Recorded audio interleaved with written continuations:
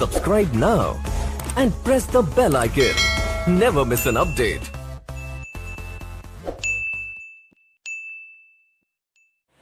Hello दोस्तों, स्वागत है आप सभी का निमेश क्लासेस बांका के इंग्लिश सेशन में। दोस्तों, जैसा कि आप सब जानते हैं कि हमने इस टेंस की क्लास स्टार्ट की है, तो हम टेंस के बारे में पढ़ रहे हैं और हमने टेंस का कहाँ तक खत्म किया था। प्रेजेंट टेंस जो है उसे ऑलमोस्ट जो है एक परफेक्ट कॉन्टिन्यूअस को छोड़ करके ऑलमोस्ट सारे के सारे को हमने कंप्लीट कर लिया था। तो दोस्तों, जैसा कि आज हम सब पढ़ेंगे किसके बारे में, पास्ट टेंस के बारे में। तो चलो शुरू करते हैं अपने क्लास को।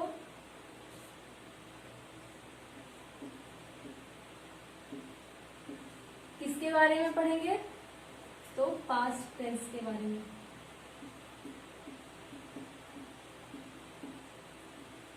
पास्ट टेंस के बारे में हमने क्या बताया था कि वह जो हम एक्सपीरियंस कर चुके होते हैं उसे क्या कहते हैं, पास्ट टेंस कहते हैं। और पास्ट टेंस को हमने 4 पार्ट्स में डिवाइड किए थे। सिंपल पास्ट यानी पास्ट इंडेफिनिट, उसके बाद हमने क्या किया था उसे पास्ट कॉन्टिन्यूअस में किया था, पास्ट परफेक्ट में किया था और फिर पास्ट परफेक्ट कॉन्टिन्यूअस। क्या क्या किया था, एक बार जरा मेरे साथ बोलें।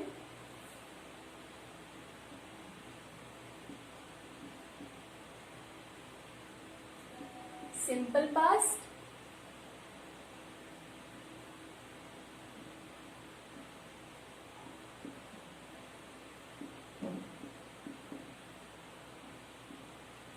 Past continuous,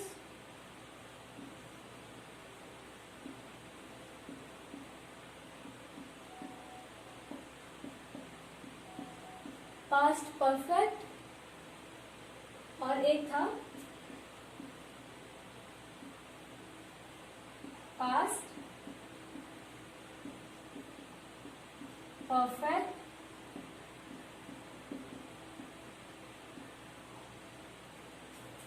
past perfect continuous. तो आज हम पढ़ेंगे इनके बारे में। क्या लिखा है हमने, सिंपल पास्ट। सिंपल पास्ट के बारे में पढ़ेंगे कि सिंपल पास्ट में हम कौन सा स्ट्रक्चर यूज करते हैं, क्या उसका बेसिक फॉर्मूला होता है। ओके, तो चलो शुरू करते हैं।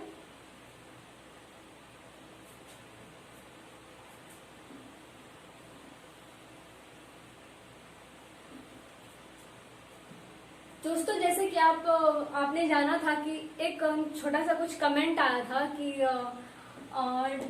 डू डज जो 5th फॉर्म होता है ऐसा कुछ करके, तो मैं उनको ये बताना चाहूंगी कि वो जो बी का जो फॉर्म था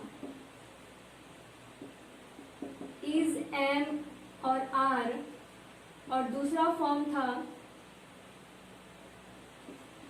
वॉज, वर, और ये था बी।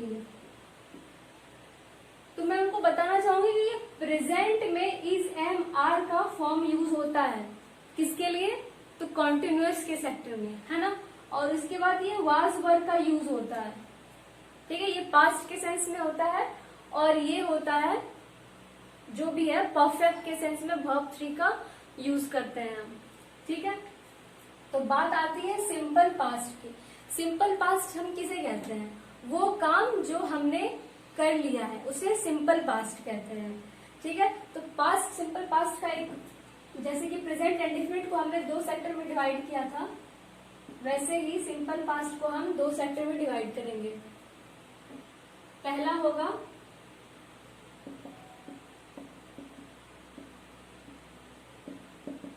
एफर्मेटिव और दूसरा क्या होगा,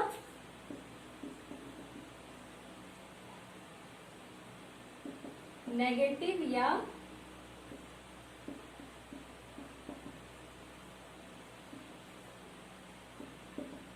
इंटरोगेटिव। क्या लिखा, एफर्मेटिव और दूसरा लिखा नेगेटिव या इंटरोगेटिव। ओके, तो एफर्मेटिव में क्योंकि ये पास्ट में है तो जनरल सी बात, कॉमन सी बात है कि हम यहाँ पे V2 का यूज करेंगे। और जब बारी आती है नेगेटिव या इंटरोगेटिव की, तो यहाँ पे हम किसका यूज करेंगे,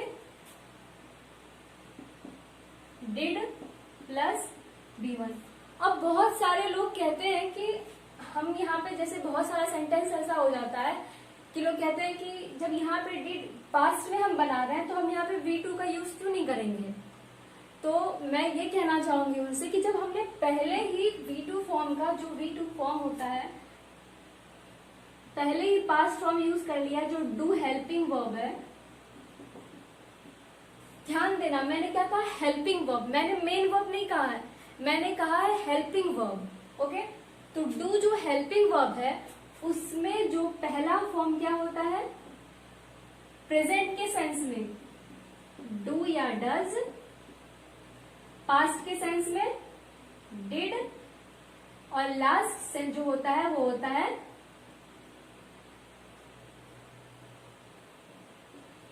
डन। यही होता है। तो जब इन चीजों को आप ध्यान रखना, हमने कहा कि डू, डिड और डन, ये होता है, और हमने इन्हें हेल्पिंग वर्ब के तौर पे इंडिकेट किया है, ना कि मेन वर्ब के तौर पे। तो बारी आती है कि हम यहाँ पे जब पास्ट फॉर्म ये यूज कर लिया है हमने, डिड को जब हमने पास्ट फॉर्म बताया और जब हमने पास्ट फॉर्म यूज कर लिया है तो दोबारा से हम पास्ट फॉर्म क्यों यूज करेंगे। तो इसलिए इस चीज का ध्यान रखना कि डिड के साथ हमेशा V1 का फॉर्म आता है, मेन वर्ब में जो है वो V1 का फॉर्म आता है, ना कि कोई V2 का। एज एग्जाम्पल के तौर पे हम सीखेंगे, पहले हम अफर्मेटिव का एग्जाम्पल देखते हैं।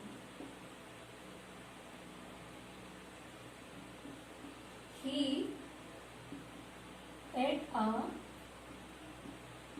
mango। क्या लिखा, He ate a mango। यहां देखो ये V2 का फॉर्म आ गया, सब्जेक्ट प्लस V2 प्लस कोई भी ऑब्जेक्ट। ठीक है, अगर हम इसी को अगर नेगेटिव सेंस में जाए, ध्यान रखना किसमें, नेगेटिव सेंस में, तो हम यहाँ पे क्या लिखेंगे, मेरे सेंटेंस को ध्यान से देखना कि मैं क्या लिख रही हूं। He did not at a, कुछ गड़बड़ी है इसमें, थोड़ी सी भी, कहीं भी बताओ, कहीं गड़बड़ी है कोई, सही कहा, कहाँ गड़बड़ी है, यहां पे गड़बड़ी है। जैसा कि मैंने बताया कि डिड के साथ V1 का हम यूज करते हैं, तो मैंने यहाँ पर तो V2 लिख दिया, तो इसलिए यहाँ पे ये गलत है, यहाँ पे एट ना हो करके क्या हो जाएगा, ईट हो जाएगा। He did not eat a mango. Okay, अब हम आते हैं किसके, इंटरोगेटिव के सेंस में। इंटरोगेटिव मतलब क्वेश्चन मार्क, और क्वेश्चन मार्क अगर हम क्लोज एंडेड इसका सवाल बनाए तो यहाँ पे अगर हम ये लिखें, did he at a mango, कुछ दिख रहा है इसमें गलत, सेम गलत दिख रहा है। क्या दिख रहा है कि हम यहाँ पे एट का यूज नहीं कर सकते, अगर हम यहाँ पे एट का यूज कर देंगे तो हमारा सेंटेंस गलत हो जाएगा। और इसी तरह का एरर जो है, जो कॉमन छोटा छोटा एरर होता है, सिली मिस्टेक वगैरह सब वो दे दिए जाते हैं हमारे एग्जाम्स में। मैं इसका प्रैक्टिस सेट भी कराऊंगी आपको, जब सारे के सारे चैप्टर खत्म हो जाएंगे टेंथ के, तो लास्ट में हम लाइव जा करके इसकी प्रैक्टिस सेट आपसे कराएंगे। ओके, तो खत्म हो गई पास्ट टेंस। सिंपल पास्ट के बारे में हमने जाना कि इसे हमने दो पार्ट में डिवाइड किया था, जैसे प्रेजेंट इंडेफिनिट को और भी सारे उन सबको पार्ट में डिवाइड किया था। तो एफर्मेटिव में हम हमेशा V2 का यूज करते हैं सब्जेक्ट के साथ, और इसमें जब नेगेटिव और इंटरोगेटिव की बारी आती है तो हम उसमें सब्जेक्ट के साथ डिड प्लस V1 का यूज करते हैं। इसलिए कभी भी डिड प्लस V2 का यूज नहीं करना है, क्योंकि डिड जो है खुद पास्ट फॉर्म में है, इसलिए हम दोबारा पास्ट फॉर्म यूज करने की कोई जरूरत ही नहीं है। ओके दोस्तों, अभी हमने पास्ट, सिंपल पास्ट का जो वो पूरा कंप्लीट किया। अब बारी आती है किसकी, पास्ट कॉन्टिन्यूअस की।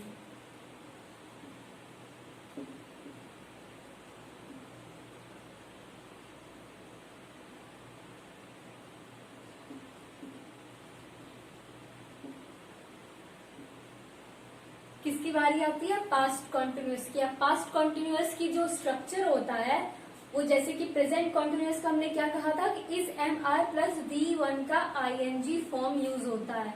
तो उसी तरह जब पास्ट कॉन्टिन्यूअस की बारी आती है तो इसमें हम जो बी हेल्पिंग वर्ब है, मैं बार बार इस चीज को लिखा रही हूँ कि आप सबको ध्यान रहे कि बी हेल्पिंग वर्ब है। डू जो हमने लिखाया था वो हेल्पिंग वर्ब है, हैव हेल्पिंग वर्ब है, ना कि मेन वर्ब। जब मेन वर्ब की बारी आएगी तो वहां पे कुछ और होगा, लेकिन अभी हम क्या हेल्पिंग वर्ब के तौर पे पढ़ रहे हैं इसको।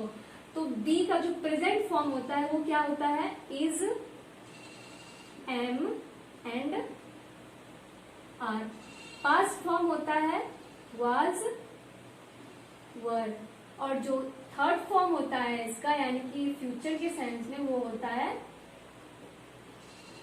बी। तो क्योंकि हमने प्रेजेंट टेंस में इज एम आर का यूज कर लिया है तो अब बारी आती है पास्ट टेंस की, तो हम यहाँ पे यूज करेंगे वाज एंड वर का। किसका? वाज एंड वर का, वेयर नहीं, वर। ओके, तो इसका स्ट्रक्चर बनेगा सिंपल सा, वाज, वर प्लस V1 का ING फॉर्म। ध्यान रहे क्या लिखा? वाज, वर प्लस V1 का ING फॉर्म। और इसको भी जैसे कि हमने पास्ट, सिंपल पास्ट को दो पार्ट्स में डिवाइड किया, वैसे ही इसको भी हम दो पार्ट में डिवाइड करेंगे। जनरली इस तरह का जो होता है नेगेटिव, इंटरोगेटिव और अफर्मेटिव में हमें बनाना ही बनाना सेंटेंस पड़ता है, क्योंकि अगर नेगेटिव इंटरोगेटिव में हम नहीं बनाएंगे तो फिर कोई सेंटेंस होगा ही नहीं। ठीक है, तो अब बारी आती है किसकी? एफर्मेटिव की। और उसके बाद नेगेटिव या इंटरोगेटिव की। ठीक है, तो एफर्मेटिव में हम क्या करते हैं? सीधा जो है वाज वर का यूज करके उसके साथ V1 का ING फॉर्म यूज करते हैं, V1 का ING फॉर्म। ठीक है, लेकिन नेगेटिव के साथ हमें नॉट के साथ V1 का ING, नेगेटिव के साथ नॉट के साथ हम V1 का ING फॉर्म यूज करते हैं। और इसके लिए हमें जो हमारा हेल्पिंग वर्ब है उसे हम आगे रखते हैं। हमेशा से कहा कि क्लोज एंडेड सेंटेंस में क्या बनता है कि हेल्पिंग वर्ब को हमेशा सब्जेक्ट के आगे रखा जाता है। ठीक है, तो इसका एक छोटा सा एग्जांपल लेते हैं। जैसे लिखा हमने, he was eating a mango. क्या लिखा? He was eating a mango. देखो यहाँ पे V1 का ING फॉर्म लिया हमने, V1 plus ING, eating. Okay, और नेक्स्ट आती है बारी किसकी? नेगेटिव की। तो नेगेटिव के लिए हमने क्या बताया कि ING फॉर्म के पहले हमें नॉट का यूज करना पड़ेगा। तो हम यहाँ पे लिखेंगे क्या? He was not eating a mango. और इंटरोगेटिव की जब बारी आएगी तो क्या कहा? हेल्पिंग वर्ब को पहले रखना है, तो लिखेंगे वॉज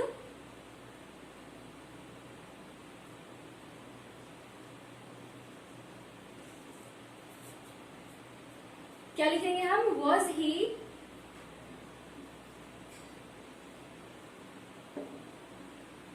ईटिंग अ मैंगो। समझ में आया ये बात है कि नेगेटिव में नॉट यूज होगा, इंटरोगेटिव में हेल्पिंग वर्ब जो है वो हमेशा सब्जेक्ट के आगे आ जाएगा, और एफर्मेटिव में क्या हो जाएगा?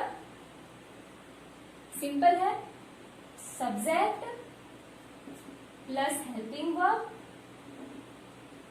प्लस मेन वर्ब में ING फॉर्म V1 का प्लस ऑब्जेक्ट। यही होगा इसका स्ट्रक्चर।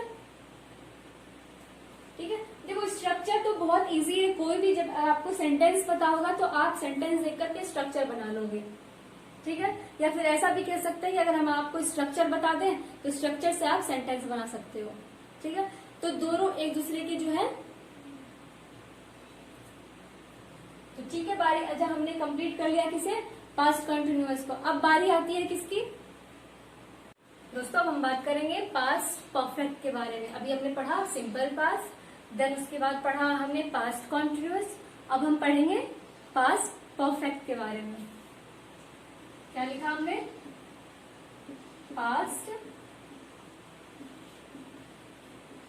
परफेक्ट। और इसका जो स्ट्रक्चर होता है, इसमें जो हेल्पिंग वर्ब यूज होता है वो कौन सा हेल्पिंग वर्ब यूज होता है, हैव। और इसका जो प्रेजेंट, पास्ट और फ्यूचर के सेंस में जो यूज होता है वो हैव का क्या होता है, हैज या हैव। पास्ट के सेंस में होता है हैड और फ्यूचर के सेंस में भी होता है हैड, ओके। तो इसका स्ट्रक्चर जो है, जब हमने उन तीनों सिंपल पास्ट, पास्ट कंटिन्यूअस को जब दो सेक्टर में डिवाइड किया, तो उसी तरह से हम इसे भी दो सेक्टर में डिवाइड करेंगे। एक होगा एफर्मेटिव और दूसरा होगा वही नेगेटिव और इंटरोगेटिव। कुछ नहीं है, सब कुछ वही है जो हमने स्टार्ट से पढ़ाते गए, वही चीज अब तक वही चीजें आती जा रही है, ठीक है। तो आपको ये चीज को ध्यान रखना कि अलग कुछ नहीं है। आपको एक जो प्रेजेंट एंड डेफिनेट अगर आपको पता होगा तो धीरे धीरे करके, और हेल्पिंग वर्ब आपको पता होगा तो धीरे धीरे करके आप सारे के सारे टेंसेस को यू सॉल्व कर लोगे, ओके। सारे के सारे क्वेश्चन जो है यू बन जाएंगे। तो इसका जो एग्जाम्पल्स होंगे वो आप मुझे कमेंट सेक्शन में दोगे। फिलहाल मैं इसके सिर्फ स्ट्रक्चर आपको बताऊंगी, और जो भी हो आपको जैसा भी लगे आप अपने अपने हिसाब से कमेंट सेक्शन में इसके एग्जाम्पल्स आप मुझे दोगे, ठीक है। तो इसका पहला एफर्मेटिव का स्ट्रक्चर क्या होगा, पहले आप जान लो कि पास्ट परफेक्ट में हम किस चीज का यूज करते हैं। क्योंकि बात है पास्ट की, तो पास्ट में हम क्या चीज का यूज करेंगे, इस हैड का। तो हम लिखेंगे हैड,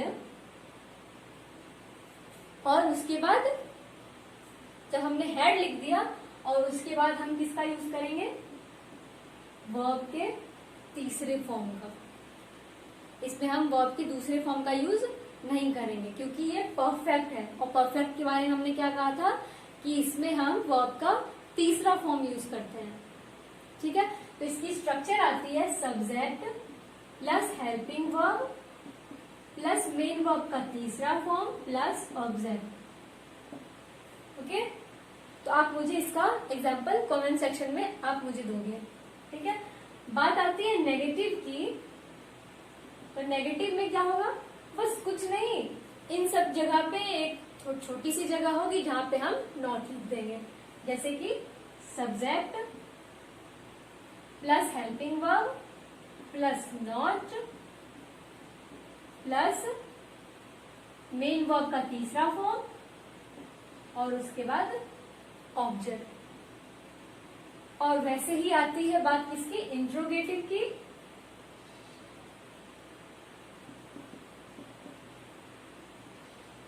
तो हम यहाँ पे हेल्पिंग वर्ब को क्या करेंगे, आगे ला के रख देंगे। तो helping verb plus subject plus V3 plus object, साथ में क्वेश्चन मार्क, ठीक है।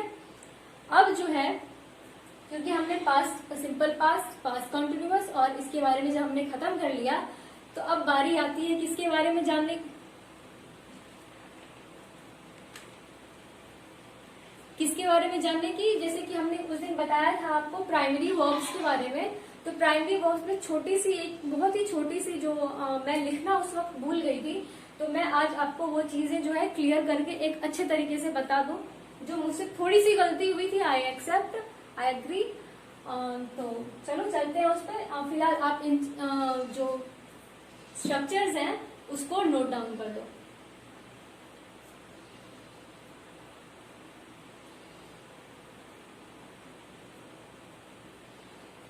आई होप आप लोगों ने लिख लिया होगा।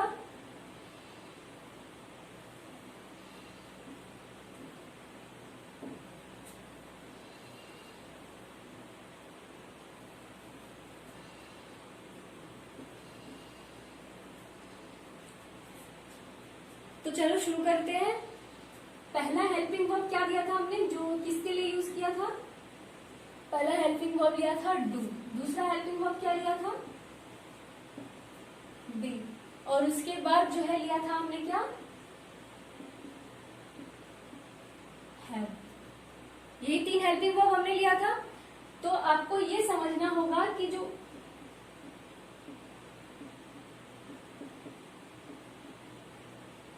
क्या लिखा हमने? Present indefinite. और दूसरा क्या लिखा?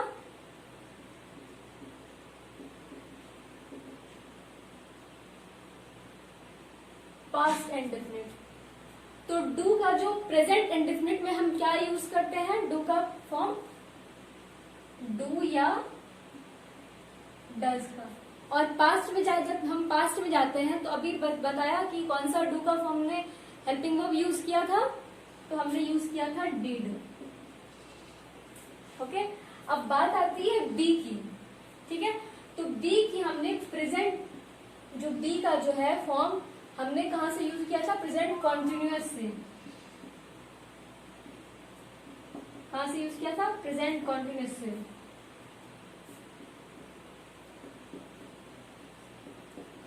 तो प्रेजेंट कॉन्टिन्यूअस हमने क्या यूज किया था इसका?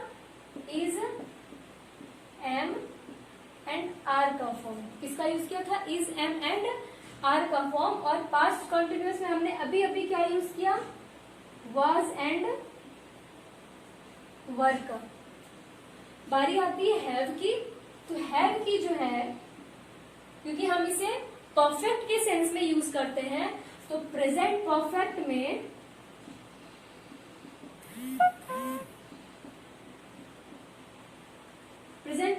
हम क्या यूज करेंगे? इसका फॉर्म हैज या हैव। और जब बात आती है पास्ट परफेक्ट में,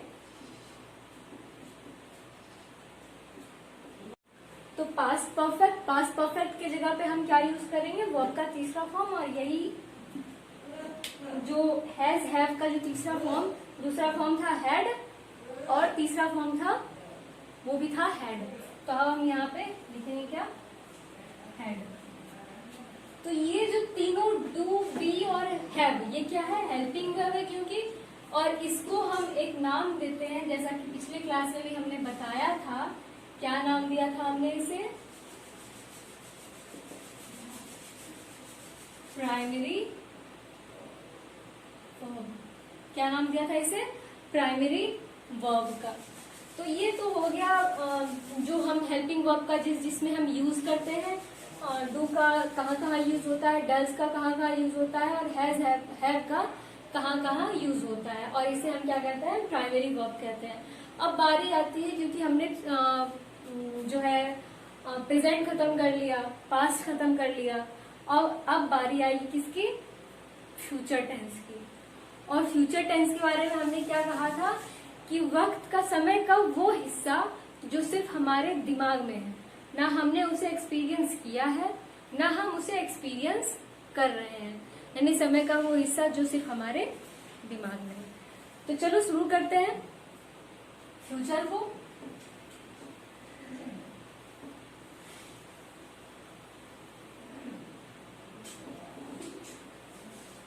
अपने पिछली क्लास में भी मैंने प्राइमरी वर्ब्स के बारे में बताया था, उसका स्ट्रक्चर बताया था। बट छोटी सी मिस्टेक क्या हो गई थी कि मैंने उन सारे की, जैसे प्रेजेंट कॉन्टिन्यूअस, इंडेफिनिट के लिए, कॉन्टिन्यूअस के लिए और परफेक्ट के लिए क्या क्या यूज जो वो होता है, वो मैं नहीं लिख पाई थी। वो छोटी सी मिस्टेक हुई थी। तो बारी आती है फ्यूचर टेंस की। फ्यूचर टेंस के बारे में हमने बताया कि किसे कहते हैं। और फ्यूचर टेंस को एक फ्यूचर टेंस में जो हम किसका यूज करते हैं? शाल, क्या? शाल, विल।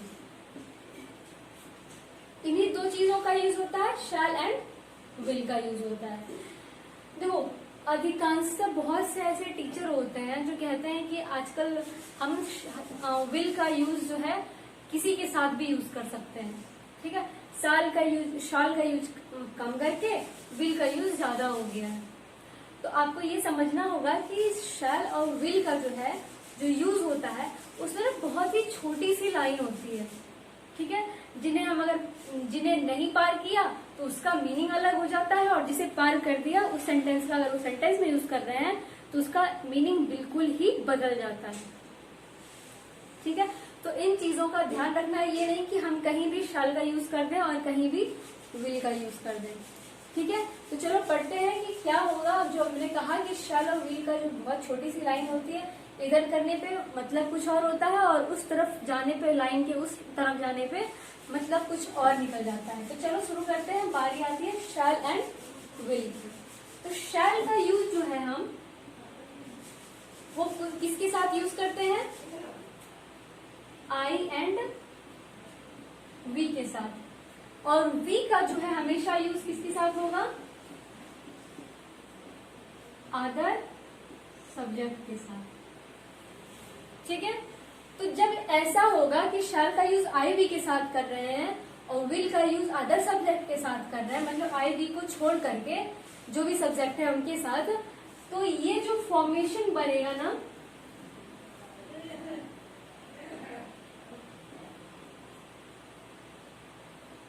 ये जो फॉर्मेशन बनेगा ना, ये नॉट फिक्स होगा। क्या होगा? नॉट फिक्स्ड होगा। अब आप कह रहे हो कि मैं ऐसा क्यों कह रही हूं, नॉट फिक्स्ड क्यों होगा? तो चलो जानते हैं उनके बारे में। ज्यादातर जो है ना, इस चीज का जो आई वी का जो है यूज जो है, या जो नॉट फिक्स्ड का सेंस है, कि ज्यादातर हम लोग ओपिनियन या फिर इंटेंशन को जताने के लिए यूज करते हैं, ठीक है। नॉट फिक्स्ड वाला सेंस मैं बोल रही हूँ कि ज्यादातर हम क्या करते हैं, ओपिनियन या फिर इंटेंशन जताने के लिए हम यूज करते हैं, ठीक है। तो ओपिनियन क्या लिखा हमने? ओपिनियन और इंटेंशन। क्या लिखा? Opinion and intention. और जब ओपिनियन और इंटेंशन की बारी आती है तो एक छोटा सा एग्जांपल है, बहुत ही प्यारा सा, कि मैं अगर लिख रही हूं आई शैल डू दिस। क्या लिखा? आई शैल डू दिस। मतलब जब मैंने बताया कि नॉट फिक्स, तो देखो आई के साथ शैल का यूज किया, तो मैंने कहा कि मैं आपकी मदद कर सकती हूँ या करूंगी, मैं आपकी मदद करूंगी। फिक्स नहीं है भाई, हो पाएगा तो ठीक है, नहीं हो पाया तो मैं कुछ नहीं कह सकती, ठीक है। तो ये वो मतलब दिया कि आई शैल डू दिस, मैं अगर हुआ तो मुझसे हो पाया तो मैं करूंगी, नहीं हो पाया तो भाई माफ करना, मुझसे ना हो पाएगा, है ना। ये वो वाला सेंस दे देता है। और जब आती है जो अदर सब्जेक्ट भी की बारी आती है और विल की बारी आती है, तो ये हम इंडिकेट करते हैं फ्यूचर एक्शन के बारे में। किसके बारे में हम यूज करते हैं इसको? फ्यूचर। साफ से थोड़ा लिख दें।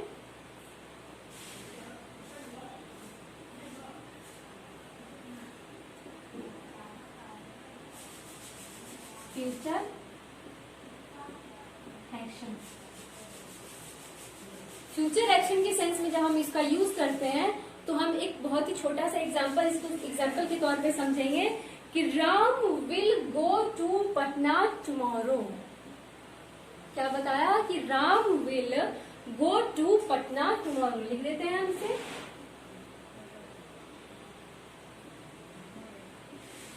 राम विल गो टू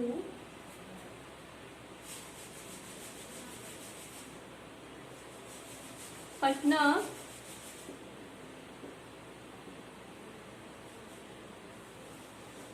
क्या लिखा? Ram will go to Patna tomorrow. अब राम का मन हुआ तो वो कल पटना जाएगा, नहीं मन हुआ तो वो पटना नहीं जाएगा। तो इसीलिए हमने कहा कि ये जो अगर हम आई वी के साथ अगर शाल का यूज करें तो वो नॉट फिक्स का सेंस देता है। अदर सब्जेक्ट में ज्यादातर फ्यूचर एक्शन, क्योंकि फ्यूचर एक्शन पे यूज अगर हुआ तो फ्यूचर की बात कर रहे हैं तो फ्यूचर एक्शन में यूज हुआ तो राम कल पटना जाएगा, कि हो सकता है पटना जाने से पहले उसे कुछ काम याद आ जाए, वो पटना ही ना जाए, है ना। तो ये बात आती है फ्यूचर के एक्शन शैल और विल और अदर सब्जेक्ट के साथ। आप इसे नोट डाउन करें, फिर हम इसके बारे में अगला जो है वो लाइन की इस पार वाली उसको समझते हैं।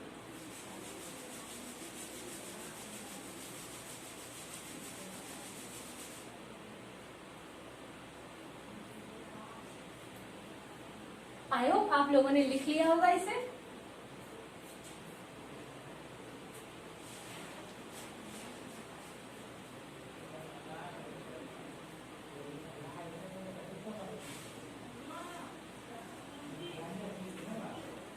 अभी हमने देखा कि हमने शैल को आईवी के साथ यूज किया और अदर सब्जेक्ट आईवी को छोड़ करके बाकी सारे सब्जेक्ट के साथ विल का यूज किया।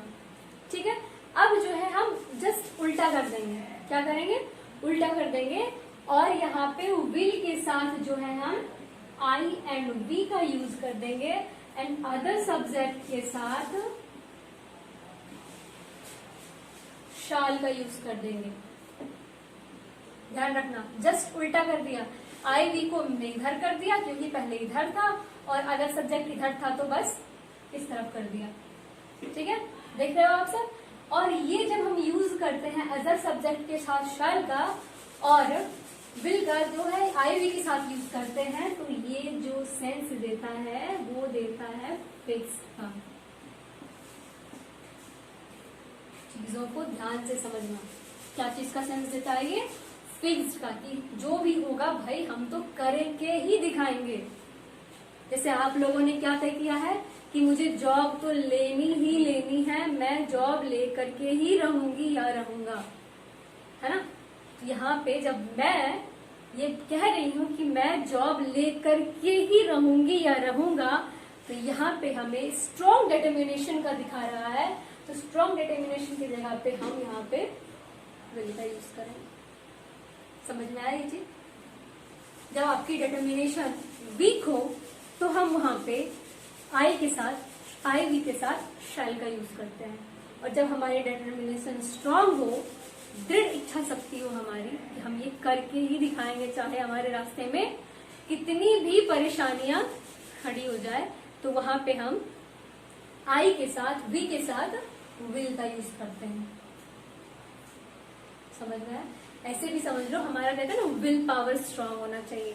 तो विल पावर मतलब हमारी इच्छा शक्ति दृढ़ होनी चाहिए, इसीलिए विल का यूज है। तो चलो इस पे हम करते हैं कि हम इसे थोड़ा अच्छे से लिखें ताकि पूरी चीजें जो है आपको क्लियरली दिख जाए।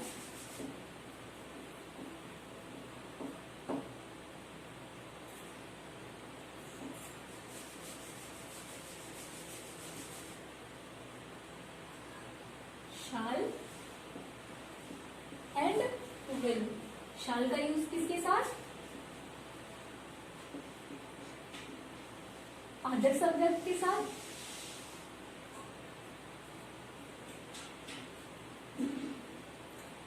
थोड़ा बोर्ड पे लिखने का जो प्रैक्टिस है थोड़ा वीक है, तो प्लीज डोंट माइंड।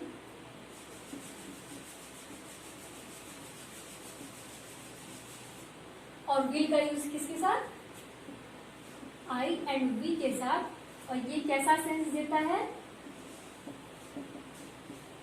फिक्स्ड का। ठीक है, तो इसको जो है हम कई तरीके से हम इसे डिवाइड कर सकते हैं, कई पार्ट्स में डिवाइड कर सकते हैं। पहला पार्ट क्या होगा देखते जाना। क्या लिखा हमने अभी बताया? प्रॉमिस। क्या लिखा? प्रॉमिस। दूसरा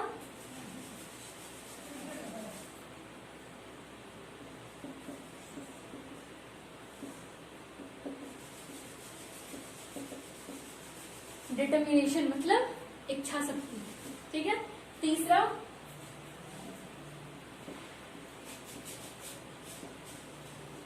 थ्रेट, किसी तरह का डर। और पांचवा क्या?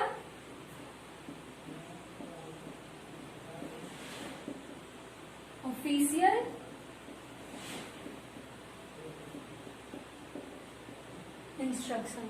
क्या लिखा? पहला प्रॉमिस, दूसरा डिटर्मिनेशन, तीसरा थ्रेट और चौथा ऑफिशियल इंस्ट्रक्शन। प्रॉमिस का एक छोटा सा एग्जांपल लेंगे, जैसे अभी बताया था कि आई शैल डू दिस का मतलब होगा मैं यह करूंगी। ठीक है, मुझसे हो पाएगा तो मैं यह करूंगी, नहीं तो बाबा माफ करना। लेकिन अगर हम जैसे ही यहाँ पे लिख देंगे I will do this any how, मैं यह करके ही रहूंगी, ये वाला सेंस। ओके, अब बारी आती है डिटर्मिनेशन की।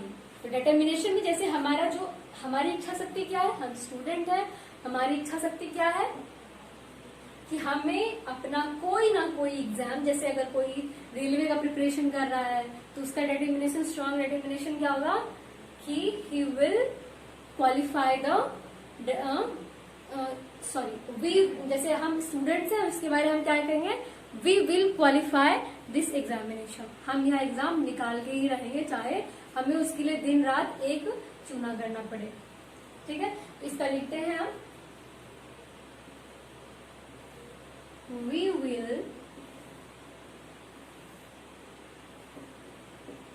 qualify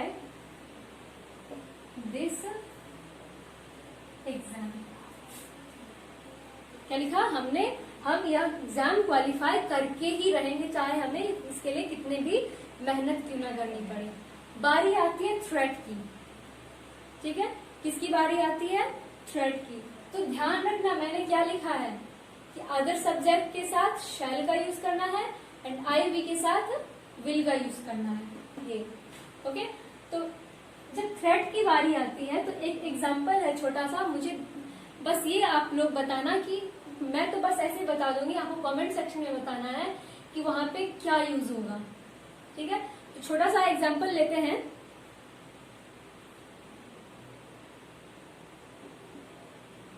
the police will shall, क्या लिखा? The police will shall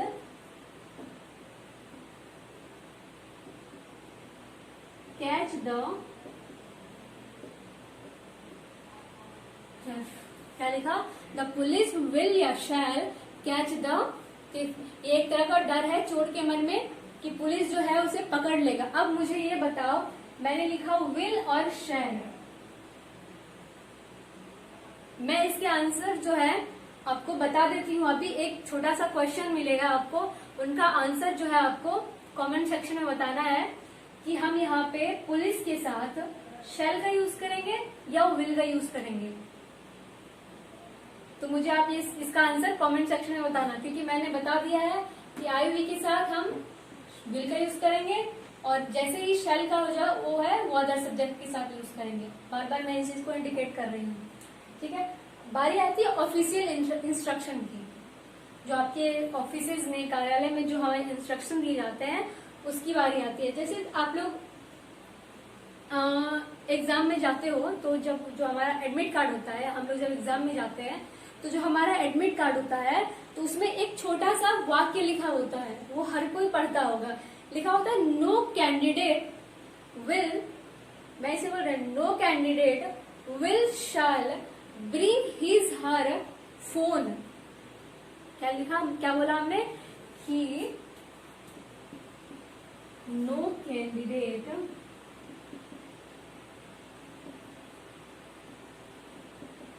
will shall, क्या लिखा, no candidate will shall bring his her mobile phone। तो आप बताओ मुझे यहाँ पे will का यूज होगा या shall का यूज होगा? तो ये दो क्वेश्चन है, इसका आंसर आपको कमेंट सेक्शन में बताना है। इसके आगे तो मैं अगली क्लास जब लूंगी तो इसका आंसर मैं बता दूंगी, लेकिन फिलहाल जो है आपको इसका आंसर जो है आपको कमेंट सेक्शन में बताना है। दोस्तों आज के लिए इतना ही। आगे जो है फ्यूचर टेंस का अभी तो हमने स्टार्ट किया था, अभी हमें फ्यूचर को अभी और पढ़ना है, फिर उधर प्रेजेंट परफेक्ट कॉन्टिन्यूअस को, पास्ट परफेक्ट कॉन्टिन्यूअस को, इन सब चीजों को भी खत्म करना है, क्योंकि हमने बस उनसे 3-3 सेक्शन का ही 3-3 पार्ट्स में ही हमने उनके बारे में सीखा था। तो आज के लिए इतना ही। आप लोग तब तक के लिए बाय बाय, और अच्छे से रहें। कोरोना का टाइम है, क्योंकि लोग अभी जो है थोड़े बहुत इग्नोर करने लगे हैं चीजों को, खतरों को टालने लगे हैं। तो थोड़ा सा सेफ्टी जो है, थोड़ा सा सेफ्टी के साथ रहें और खूब सारा पढ़ें, क्योंकि पता नहीं हमारा एग्जाम कब हो जाएगा। ठीक है, तो keep learning. Bye bye, thank you.